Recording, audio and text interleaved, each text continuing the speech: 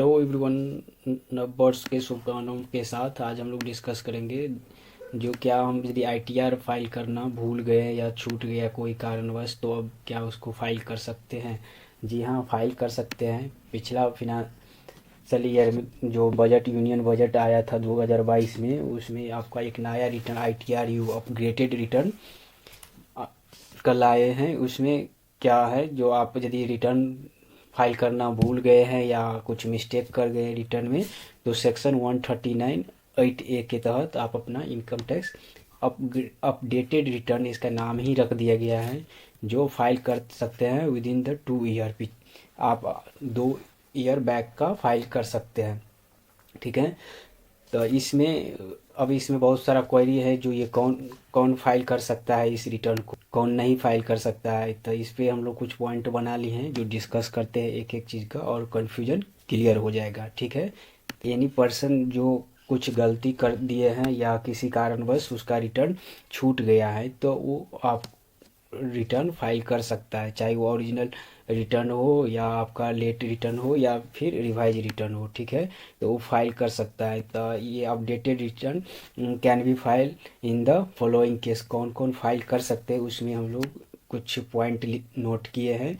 ठीक है। तो एक तो आप जो है रिटर्न फाइल नहीं किए हैं, छूट गया है टाइमलाइन के अंदर, तो आप उस रिटर्न को अपग्रेडेड रिटर्न के तहत आप फाइल कर सकते हैं। ठीक है। फिर आपका यदि आप इनकम जो डिक्लेयर किए हैं आईटीआर में वो करेक्ट नहीं है, गलती कर दिए हैं, तो उस कंडीशन में भी आप फाइल कर सकते हैं।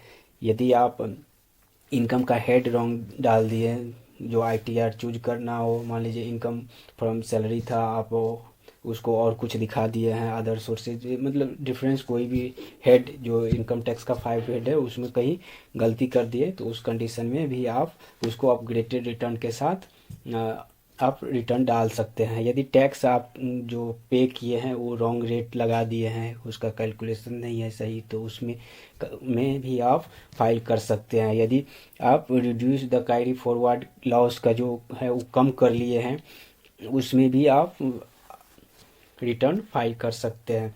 यदि आपका डिप्रिसिएशन का वैल्यू रिड्यूस कर दिए हैं तो कर सकते हैं। फिर आपका टैक्स क्रेडिट जो 115 जेबी या 115 जेसी की तहत आपका क्रेडिट लिए हैं तो वो कर सकते हैं। ठीक है।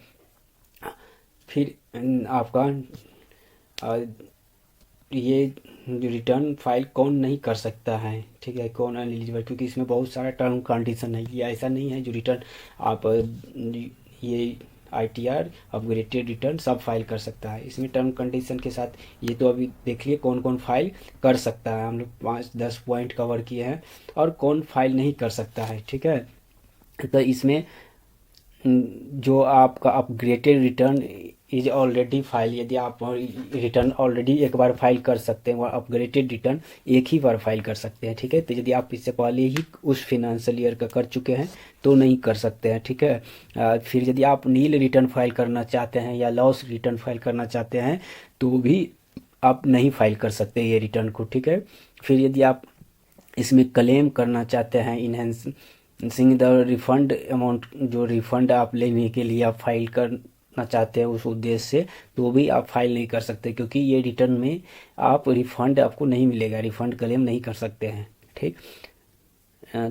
ठीक है। फिर इसमें टैक्स का लायबिलिटी जो अभी आप रिटर्न में जो दिखा चुके हैं उससे यदि लॉ कम लायबिलिटी शो करना चाहते हैं तो उस कंडीशन में भी आप ये रिटर्न फाइल नहीं कर सकते हैं। फिर सर्चिंग प्रोसीडिंग यदि आपका अंदर सेक्शन 132 यदि आपके ऊपर चल रहा है तो भी आप रिटर्न फाइल नहीं कर सकते हैं। ठीक है। सर्वे कंडक्टिंग यदि 133(a) के तहत चल रहा है तो भी नहीं कर सकते हैं। यदि आपका बुक ऑफ अकाउंट जो है इनकम टैक्स में आपका 132(a) के तहत यदि आपका फाइल खुला हुआ है तो भी आप इनकम टैक्स रिटर्न नहीं फाइल कर सकते हैं। ये यदि आपका असेसमेंट या रीअसेसमेंट, रिवीजन, रिकम्पुटेशन इन पेंडिंग आपका है तो भी आप नहीं कर सकते यदि असेसमेंट फाइल आपका खुला हुआ है।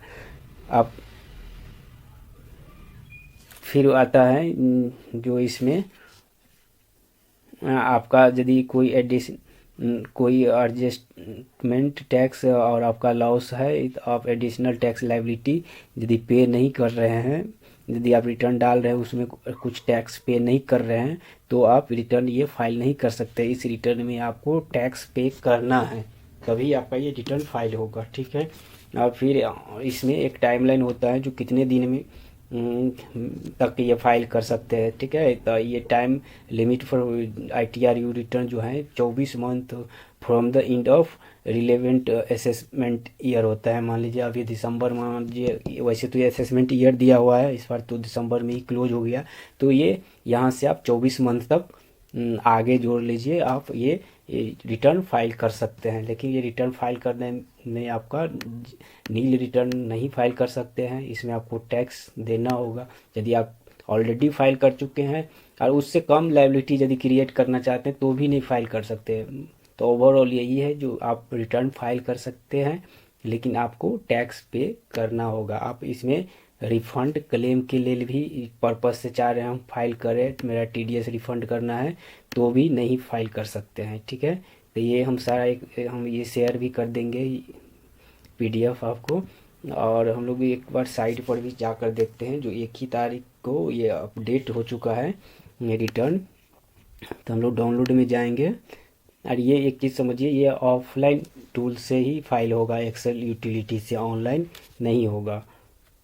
तो इसमें आप देखिए, ये ITR 1 ही की बात करते हैं। देखिए 1 तारीख को, 1 जनवरी 2023 को ही ये रिलीज कर दिया है वर्जन, ठीक है।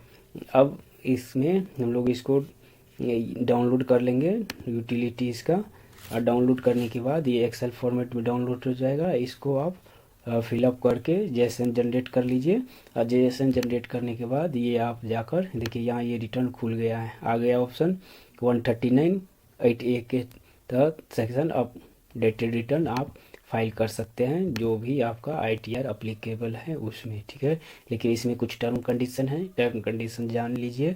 और आप अभी भी यदि आपका किसी कारण से छूट गया है रिटर्न, तो टेंशन की कोई बात नहीं है, आप अपना रिटर्न फाइल कर लीजिए इसके थ्रू, ठीक है। Thank you for watching, bye bye.